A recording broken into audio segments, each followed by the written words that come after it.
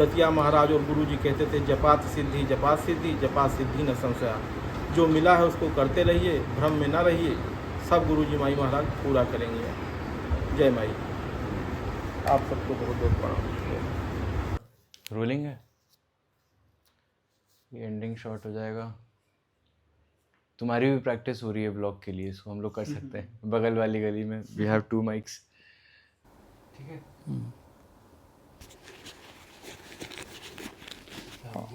करीब 11:30 मिनट का शॉट। हाँ बढ़िया।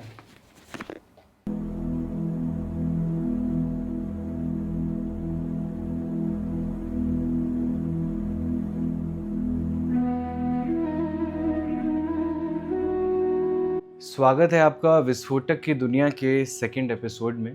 पहले एपिसोड में हम लोगों ने श्री राम कृष्ण पांडे आमिल जी के कुछ रचनाओं के बारे में समझा। वो किस तरीके से लिखते थे, किस तरीके से क्राउड से कनेक्ट करते थे, उस बारे में समझा। इस बार उसी को एक कंटिन्यूएशन देते हुए, उस एपिसोड को एक कंटिन्यूएशन देते हुए हम पहुँचे मुबारकगंज फैज़ाबाद से नज़दीक में ही एक छोटी सी जगह है, जहाँ पे श्री रामकृष्ण पांडे आमिल जी के द्वारा स्थापित माँ पीताम्बरा का एक शक्तिपीठ है। मैं बात कर रहा हूँ आमिल साहब की, जो एक तरफ तंत्र विद्या के साधक रहे हैं और जो महाशक्तियों के साधक रहे हैं, सिद्ध इंसान हैं अगर हम स्पिरिचुअलिटी की बात करते हैं तो। और दूसरी तरफ वही इंसान जो है वो उर्दू फारसी की शायरी और कविताएं लिख रहे हैं, जो पब्लिकेशन कर रहे हैं, उनके बुक्स का विमोचन हो रहा है। और एक प्रोफेसर हैं प्रोफेशनली, लेकिन पैशनेटली वो हिंदुइज़्म और स्पिरिचुअलिटी से इतने जुड़े हुए हैं कि उन्होंने महासिद्धि हासिल की, उन्होंने तंत्र विद्या पे एक पकड़ हासिल की। मुबारकगंज में जो माँ पीताम्बरा का शक्तिपीठ है, जो आमिल साहब द्वारा स्थापित किया गया, मतलब लोग ये कहते हैं कि अगर अगले 150 सालों तक भी वहाँ कोई अलग तरह की कोई सिद्धि की पूजा या कोई साधना ना की जाए तो भी कोई ऐसा खास असर नहीं पड़ेगा। सिर्फ एक रूटीन अगर आप पूजा का फॉलो करेंगे तो वो जगह उतनी ही जागृत रहेगी। दूसरा एपिसोड लाने में थोड़ा वक्त लगा दोस्तों, क्योंकि ये एक बड़ा इम्पोर्टेंट संजीदा टॉपिक है मेरे लिए, मेरी फैमिली के लिए। और जितने लोग विस्फोटक सामग्री से जुड़े हैं उन्हें इस बात का बिल्कुल पक्का अंदाज़ा होगा कि ये कितने ज़रूरी शख्स हैं मेरी ज़िंदगी में।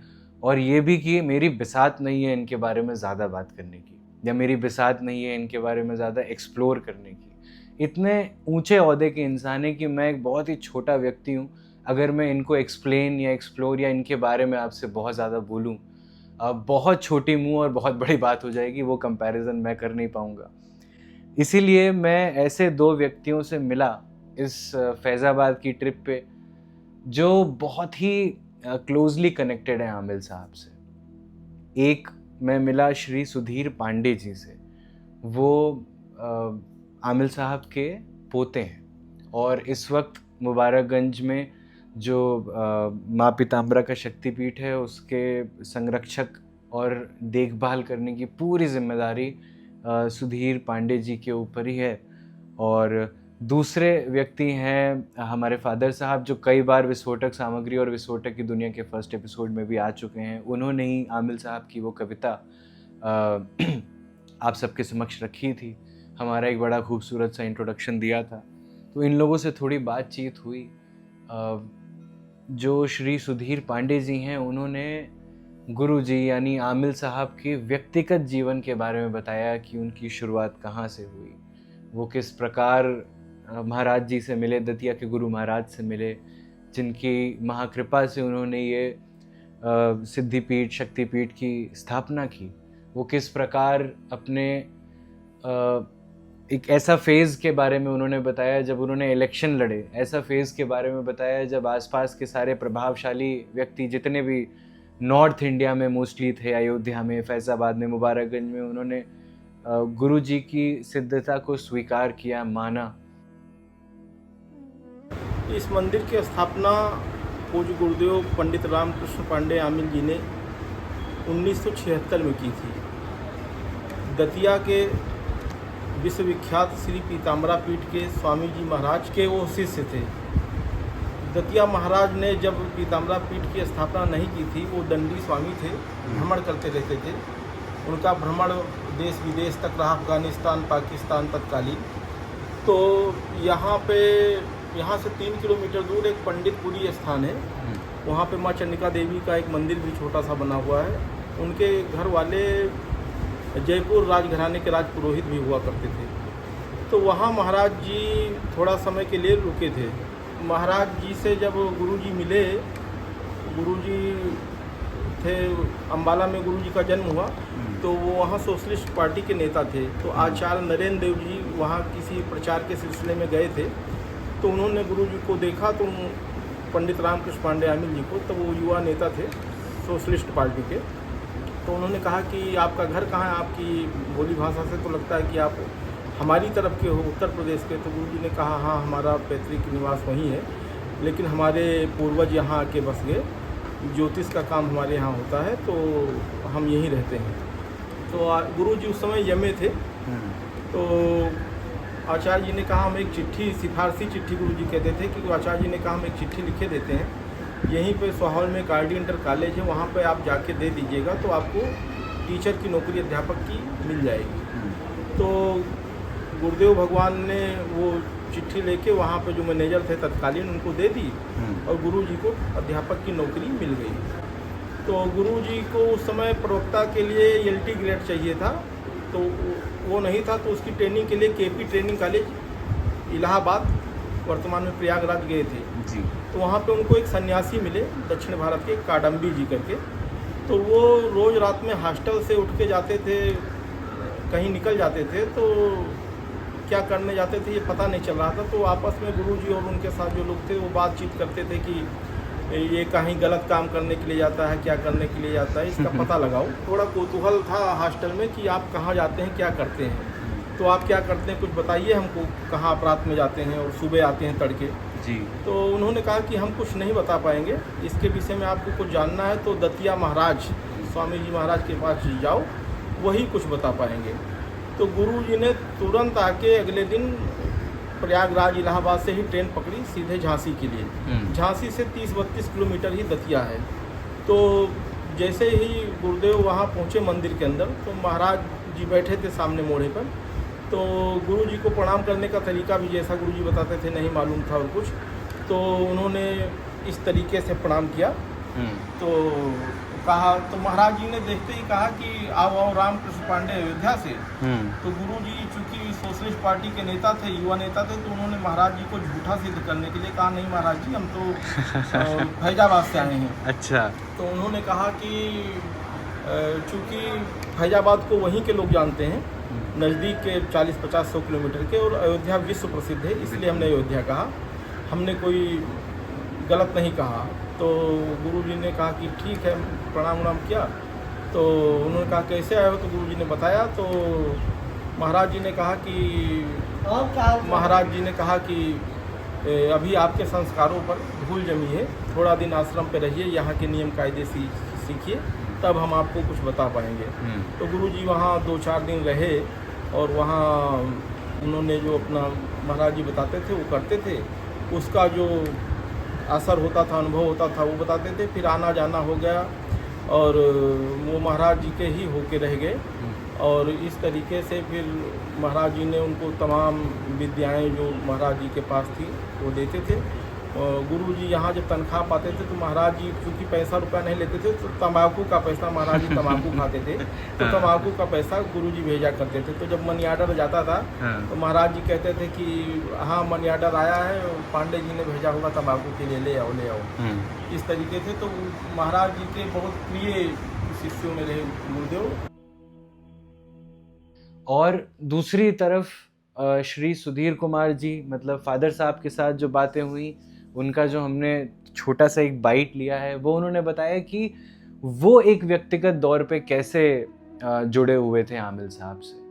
आमिल साहब की जो इम्पोर्टेंस है वो मेरे लिए, मेरी ज़िंदगी में, हमारे घर पे, मतलब एक ग्रैंडफादर के तौर पे है। हमारे फादर साहब ने अनगिनत बार 100,000 बार कम से कम इस बात का जिक्र किया होगा कि गुरुजी एक पिता समान फिगर थे हमारे फैमिली के लिए। और जिस तरीके से कनेक्शन रहा है उनके साथ, गुरुजी के साथ हम लोग का, जो मेरी पर्सनल यादें हैं कि जब वो घर पे आते थे एक पान की खुशबू जो है वो घर में आती थी। और इतने बड़े व्यक्तित्व, लेकिन वो सिर्फ एक पान एक चाय पी के चले जाते थे। उनके आ जाने मात्र से घर में जो है पॉजिटिविटी का अनुभव होता था, घर का माहौल बदल जाता था। मेरा घर वैसे बहुत चहकता हुआ घर है अभी भी, बहुत हंसी खुशी रहती है, सब लोग बहुत हंसी मजाक करते रहते हैं। सीरियस बातें तभी होती हैं जब भगवान जी कुछ सीरियस माहौल दे देते हैं हम लोग को ज़िंदगी में, तब हम लोग बैठ के थोड़े सीरियस हो जाते हैं, नहीं तो बड़ा वैसा है। लेकिन उस चहकते हुए माहौल को भी एक पॉजिटिविटी का जो टर्न देते थे वो गुरुजी के आने से मुझे मालूम पड़ता था। हम लोग बहुत छोटे थे उस वक्त, हमें शायद स्पिरिचुअलिटी के बारे में उतना आइडिया नहीं था, लेकिन हाँ ये समझ में आता था कि जो मेरे हीरो हैं, मेरे फादर, वो किसी के सामने अगर झुके हैं तो वो मेरे दादी दादा और फिर वो गुरुजी थे। मेरे मम्मी जिस प्रकार से उनसे एक पिता तुल्य प्यार करती थी, मैं वो मतलब गुरुजी को कहा जाता था कि वो मेरे बाबा भी हैं और मेरे नाना भी हैं। मेरा मुंडन संस्कार उसी आश्रम पे हुआ। बहुत सारी ऐसी चीज़ें थी जिसकी नींव मेरे व्यक्तित्व में, जिसकी स्थापना मेरे व्यक्तित्व में गुरुजी के हाथों से ही हुई होगी। अब मैं आपको एक नए अध्याय की तरफ ले चलता हूँ, जो गुरुजी महाराज के पांडे आमिल साहब के लिए सन 1992 की बात है। और उन दिनों लखनऊ में एक नए अखबार की स्थापना हुई थी, राष्ट्रीय सहारा, जिसका कि मैं हेड था और काफ़ी गति से उस पर काम हो रहा था। लेकिन भविष्य के गर्त में क्या छिपा है यह व्यक्ति अंदाज़ा भी नहीं लगा सकता, अनुमान भी नहीं लगा सकता, कुछ यकीन के साथ कह भी नहीं सकता। और 1992 के ख़त्म होते होते हमारे ऊपर शनि की 7.5 आ गई और ये अप्रत्याशित रूप से कुछ अजीबोगरीब रिजल्ट देने लगा हमारे व्यक्तिगत जीवन में। एक षड्यंत्र लगने लगा, चलने लगा मेरे पीछे, मेरे आगे, और बहुत सारी अनहोनी घटनाएं घटने लगीं। मैं मानसिक रूप से बहुत ज़्यादा परेशान था और हमें कोई रास्ता दिख नहीं रहा था। और अंत में जब कोई रास्ता नहीं दिखता है तो ईश्वर की शरण ही एक ऐसा शरण है जहाँ पर व्यक्ति को आराम मिलता है। जितनी मुँह उतनी बातें, बहुत सारे लोगों ने बहुत सारी बातें बताई। कुछ ने जादू की बात की, कुछ ने टोने टोटके की बात की, कुछ ने ताबीज़ की बात की, कुछ ने गंडा की बात की, कुछ ने मंत्रों की बात की, कुछ ने उपासना की बात की, कुछ ने जप की बात की, कुछ ने अनुष्ठान की बात की। लेकिन मेरे उस वक्त तक के जीवन में इस तरह की कोई भी मेरे पास में इसका कोई अनुभव नहीं था कि मैं कौन से पंडित के पास जाऊं, कौन सा अनुष्ठान कराऊं, कौन से गंडा बांधूं, कौन सी ताबीज़ जाऊं, किस बाज़ार पर जाऊं, किस मंदिर पर जाऊं। ऐसा कभी कुछ हुआ ही नहीं था मेरे अब तक के जीवन में। अचानक से ये शनि की 7.5 ने हमारे बिल्कुल दिन रात चांद तारे सब दिखला दिए थे। एक हमारे मित्र थे जो फैज़ाबाद में एसडीएम थे, नाम था सुधाकर अदीब। मेरी ये दशा देख करके उन्होंने मुझे अपने साथ फैज़ाबाद ले गए। फैज़ाबाद ले जा कर के मुबारकगंज में उन्होंने पांडे जी से मुलाकात हमारी कराई, आमिल साहब से। और वो एक मेरे लिए बहुत ही बड़ा चमत्कार सा था कि उन्होंने मेरी कोई बात नहीं सुनी और ये कहा कि जा माई से कह दे जो तुझे कहना है। और मैं वहाँ पर माँ पीताम्बरा की मूर्ति के पास गया, उनके सामने नतमस्तक होके उनको प्रणाम किया और अपने मन की बात जो कुछ भी था दिल में उनसे बताई। जो परेशानी थी मेरी मानसिक, जो सांसारिक जो सामाजिक परेशानी थी वो मैंने उनको बताया। बाहर आके देखा तो गुरुजी चारपाई पे बैठे थे, वहीं पर आके हमने कहा कि कह दिया मैंने। इसके बाद से जो कुछ हुआ वो मेरे लिए बड़ा ही अप्रत्याशित था। उन्होंने वो सारी बातें अपने मुंह से कहनी शुरू कर दी जो मैंने किसी से आज तक शेयर ही नहीं किया था, कि किस तरीके की यातना मानसिक रूप से मैं बर्दाश्त कर रहा था, झेल रहा था, मैं और मेरा परिवार दोनों ही। मेरे 2 छोटे छोटे बच्चे, मेरी पत्नी, मेरा पूरा परिवार इस शनि की 7.5 से बहुत ज़्यादा त्रस्त था। उन्होंने बहुत कुछ बताया, बहुत सारी बातें बताई और खुद ही बताते चले गए, ऐसी बातें जो मैंने किसी से नहीं कही थी। ये मेरा हुआ पहला परिचय रामकृष्ण पांडे जी से, आमिल साहब से। सुधाकर जी ने मेरी बहुत पैरवी की। गुरुजी ने साफ मना किया कि ये कुछ अनुष्ठान है, किसी पंडित से करवा लो। मैंने यही कहा कि मैं ऐसे किसी पंडित को नहीं जानता, जो कुछ करना हो आप ही कर लो। उन्होंने बहुत मना किया कि मैं नहीं कर सकता।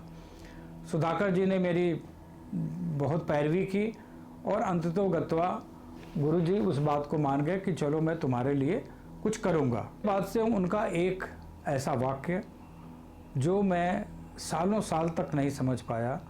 मैंने कहा गुरुजी मैं बहुत परेशान हूँ और ये ऐसा लगता है कि ऐसी लंबी रात है, ऐसी लंबी सुरंग है जो ख़त्म होने को नहीं आ रही है। तो उन्होंने कहा तेल देखो और तेल की धार देखो। ये तेल देखो, तेल की धार देखो, ये मेरे समझ से परे था और उस वक्त तो मैं बिल्कुल नहीं समझा कि इसका तात्पर्य क्या है और मैं इसको क्या समझूं। बहरहाल हम और सुधाकर जी वापस लौटे फैजाबाद और वहाँ से फिर मैं लखनऊ को आ गया। उन्होंने महाराज जी की फ़ोटो दी थी, बोला अपने बाएं पॉकेट में रखो और हमेशा याद रखना, देखते रहना, जब तुम्हारा जी घबराए तो महाराज जी के फ़ोटो को देख लेना। जाहिर सी बात है मैं बहुत परेशान था। एक सांत्वना के ऐसे शब्द, ऐसी बातें जो मुझे राहत दे सकती थी वो गुरुजी ने हमें दिया। इसके बाद पहला नवरात्रि का 10वीं का दिन था जिसमें मुझे बताया गया कि आश्रम पर, मुबारकगंज में आश्रम है, मुझे बताया गया कि यहाँ पर काफ़ी सारे भक्त इकट्ठे होते हैं और माँ पीताम्बरा का हवन होता है। तो मुझे भी निर्देश प्राप्त हुआ कि अब मैं भी वहाँ पहुँचूँ। उस दिन मैं पहुँचा वहाँ तो काफ़ी सैकड़ों की संख्या में लोग थे। गुरुजी का विशेष कृपा मेरे ऊपर थी।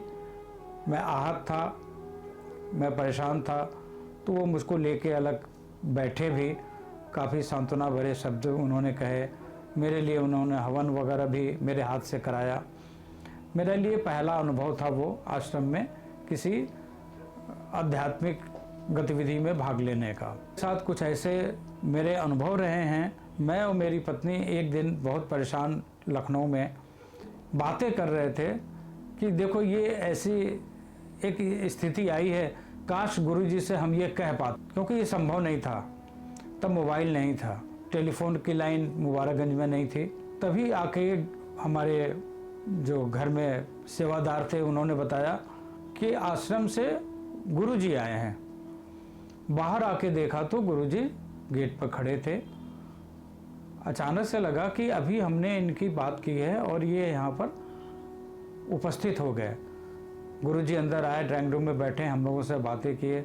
हम लोगों ने कहा संकोचवश ही कि ऐसी सी बात थी, हमने सोचा कि आपसे ये बात करें और आप हाजिर हो गए। गुरुजी ने इस बातों पर ध्यान नहीं दिया और उन्होंने चाय पी और फिर वो फैजाबाद चले गए। इस तरह की कितनी बार ये घटना घटी कि रात में हम लोगों ने ये प्लान किया कि सुबह सुबह फैजाबाद जाना है। सुबह सुबह पता चलता है कि गुरुजी आके उपस्थित हो गए। उन्होंने तमाम अनुष्ठान किए हमारे लिए और हमारे पूरे परिवार को संभाला। उन्होंने इतना संबल दिया, इतनी शक्ति दी कि हम उस 7.5 से उभरे और एक नए आयाम, नए जगत में प्रवेश आध्यात्मिक रूप में उन्होंने कराया। उन्होंने कुछ महाशक्तियों के बारे में बताया, माँ पीताम्बरा के बारे में बताया, माँ तारा के बारे में बताया, माँ धूमावती के बारे में बताया, जिनका बटु भैरव के बारे में बताया कि इनका जप कर निरंतर करने से कुछ कल्याण होते हैं, और निश्चित रूप से मेरा कल्याण हुआ। और मेरा पूरा परिवार महाराज जी का, गुरु जी का ऋणी है कि आज जो कुछ भी हम अपने पैरों पर खड़े हो सके उस हादसे के बाद, या जो सामाजिक रूप से हमें चोट पहुंचाई गई थी या चोट पहुंची थी, उसके बाद से अगर मेरा परिवार सर उठा के खड़ा हुआ तो आमिल साहब के वजह से ही हुआ। गुरु जी नहीं थे, बल्कि एक मेरे बच्चों के बाबा थे, मेरे पिता तुल्य थे।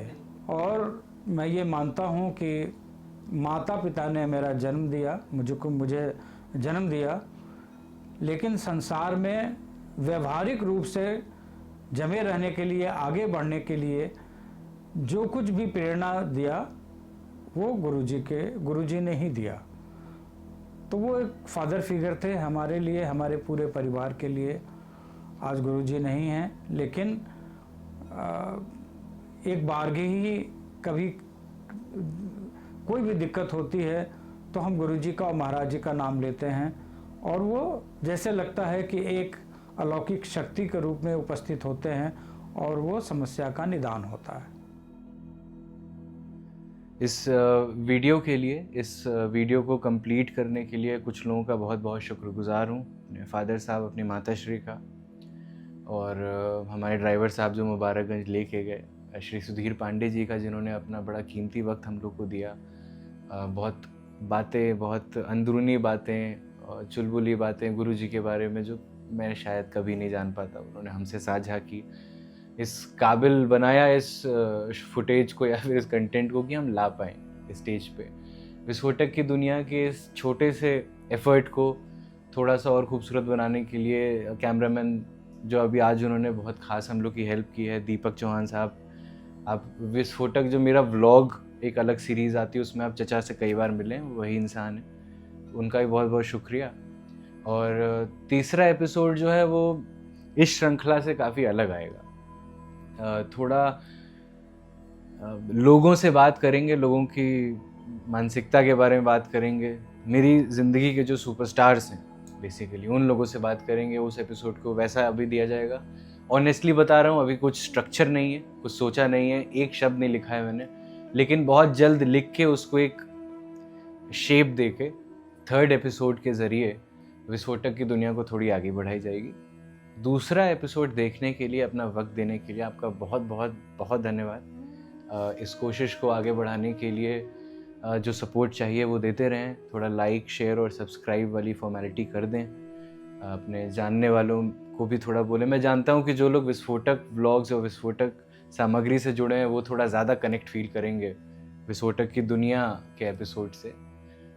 तो ठीक है, वो भी कम लोग नहीं हैं बहुत लोग हैं जो जुड़े हुए हैं। और जो लोग ने अभी अभी शुरू किया है देखना, आप पहला एपिसोड भी ज़रूर देखें, आमिल साहब की किताबें देखें, हमारा भी कुछ लिखा पढ़ें, कभी अच्छा लगेगा आपको। तो तीसरे एपिसोड में दोबारा मुलाकात होगी। बहुत बहुत धन्यवाद अपना समय देने के लिए।